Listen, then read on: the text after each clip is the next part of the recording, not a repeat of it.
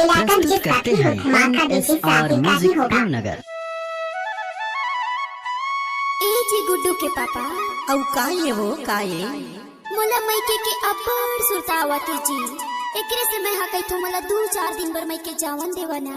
कैसे गुठिया थसो अभी नान कुल लइका है दूध मुहा लइका ला धर के ते हम मैके जाहु के कहतस ये नहीं बने भई नहीं बने। नहीं नहीं जावन देवना जावन देवा। नाम तो सुना ही होगा, डीजे दीपक श्याम इंदौर टोला वाले डीजे मिक्स।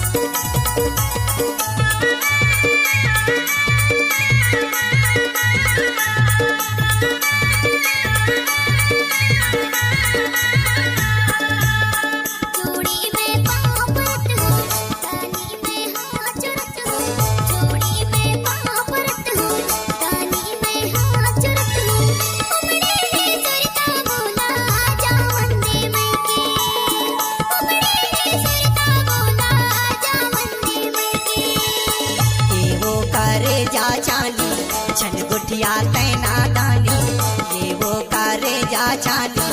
आप सुन रहे हैं डीजे म्यूजिक रामपुर और इंदौर टोला की शानदार प्रस्तुति DJ Deepak Shyam. I love you जान।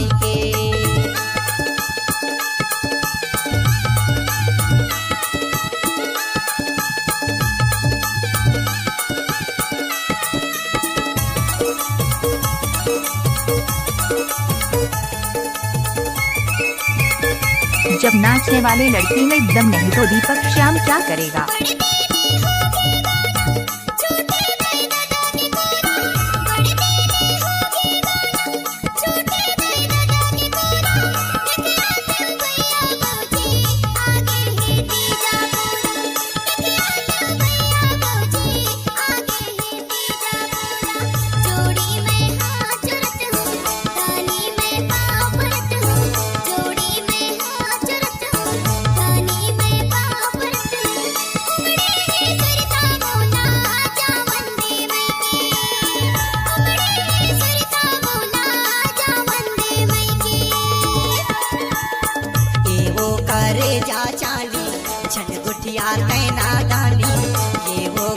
यदि आप लोग डीजे मिक्स गाना बनवाना चाहते हैं तो हमारा संपर्क नंबर है 9301778652।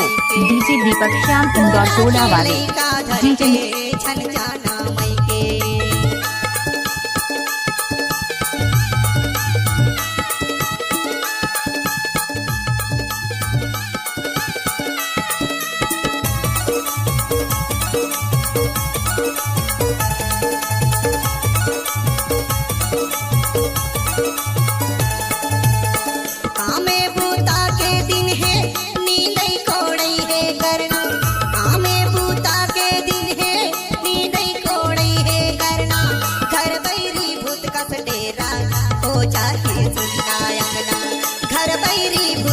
डेरा हो जाते सुनायना। सुन मोरे बात सपना बातेला मान जाना। सुन मोरे बात सपना बातेला मान जाना। कोरा के लइका घर के झन जाना मई के डीजे दीपक श्याम इंदौर टोला वाले घर के झन जाना मई के डीजे मिक्स।